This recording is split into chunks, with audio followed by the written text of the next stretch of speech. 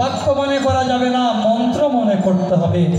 এবং আমরা যে কৃপা চাই, কৃপায় হলো আমাদের মোক্ষ মানে মুক্তি। আমরা প্রতি পূজায়, অর্চনায়, বিবাহে, শ্রাদ্ধে, যে কোনো শাস্ত্রীয় কর্মে নম শব্দটি প্রয়োগ করি। নম, কেউ বলতে পারবেন নম শব্দের অর্থ কি? নম কেন বলি? সব সময় বলি, প্রত্যেকেই বলি, কোনো মন্ত্র নেই নম ছাড়া। ওম সরস্বত্যই নম, ওম চণ্ডিকায় নম। এই যে নম শব্দটি কেন? ন মানে হলো নরক বা দুঃখ, ম মানে হলো মুক্তি বা পরিত্রাণ।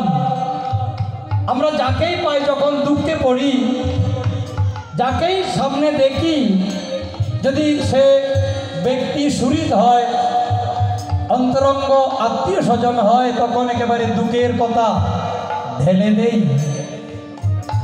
এবং কিভাবে এই দুঃখ থেকে অব্যাহতি পাওয়া যাবে সেই কথা অনুসন্ধান করি, জিজ্ঞাসা করি। সেই প্রকার আমরা সমস্ত দেবতা, সাধুগুরু, বৈষ্ণব, ভগবান সকলের কাছেই একটি জিনিস চাই, যে আমরা দুঃখে আছি, সুখ চাই, নিরানন্দে আছি, আনন্দ চাই। এই জন্য নবমন্ত্রটা আমরা বলি।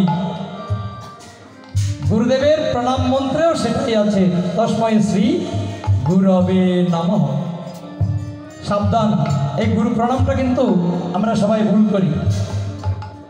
অনেক ভালো ভালো কথা জানি, কিন্তু সামান্য কথা, সহজ কথা জানি না।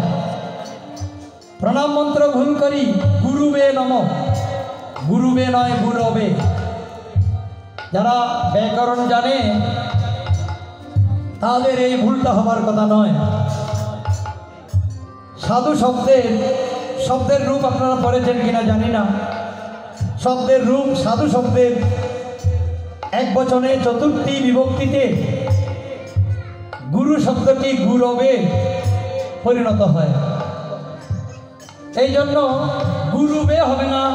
যেমন সাধু শব্দ থাকলে সাধবে, বন্ধু শব্দ থাকলে বন্ধবে, আর বিষ্ণু শব্দ থাকলে বিষ্ণবে, এইভাবে পরিবর্তিত হবে।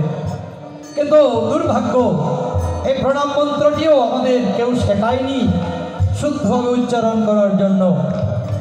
হয়তো সে নিজেই জানে না। এটাই হলো আমাদের মৌলিক সমস্যা। এই জন্য গুরুদেবের প্রতি রতিমতি যদি স্থির না হয়, কিসের কৃষ্ণ ভক্তি? কৃষ্ণ ভক্তি অত সোজা জিনিস। শোনো ব্রহ্মময়ী, আমি ভক্তির কথা কই, আমি মুক্তি দিতে রাজি, ভক্তি দিতে রাজি নই। আমি ভক্তির কারণে ফাতাল ভবনে বলি রাজার ধারে দাঁড়ি হয়ে রই।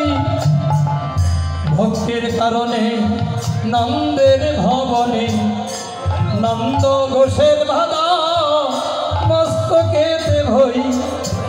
আমি মুক্তি দিতে রাজি, ভক্তি দিতে রাজি নই। ভগবান মুক্তি দিতে চান, মুক্তি দিলে তার তো কষ্ট নেই। যদি ভক্তি দেন তাহলে সে তো বাধা পড়েছে। যে বাধা পড়ে তার কি আর শান্তি থাকে, সুখ থাকে?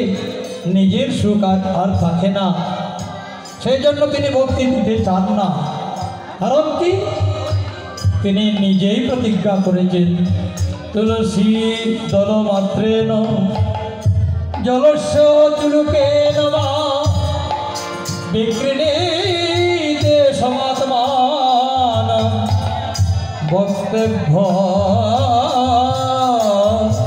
ভক্তবৎসল।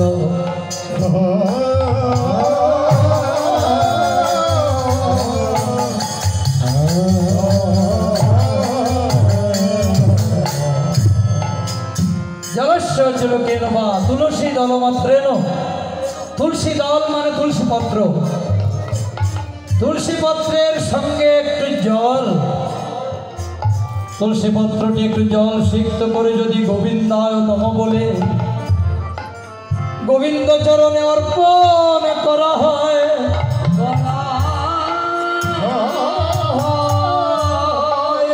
শ্রী ভগবান ঊর্ধ্ববাহু হয়ে বলছেন, আমি সেই তুলসী পত্রের কারণে নিজেকে সেই ভক্তের কাছে বিক্রয় করে ফেলি।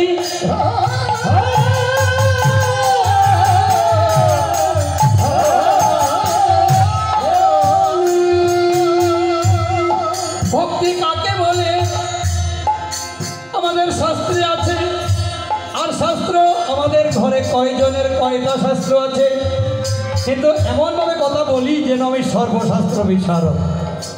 4 বেদ, 14 শাস্ত্র, 18 পুরাণ, প্রধানত এই গ্রন্থগুলো। আরো কত উপপুরাণ আছে, আরো কত স্মৃতি শাস্ত্র আছে, দর্শন শাস্ত্র আছে, ভক্ত চরিত্র আছে, এইভাবে কত শাস্ত্র যে আছে তার কোনো অন্ত নেই। আর যে বলে আমি সব কিছু জানি, তার মতো মূর্খ আর নেই, এটাই ধরে নিতে হবে। তাই শ্রীমন মহাপ্রভু গৌর সুন্দর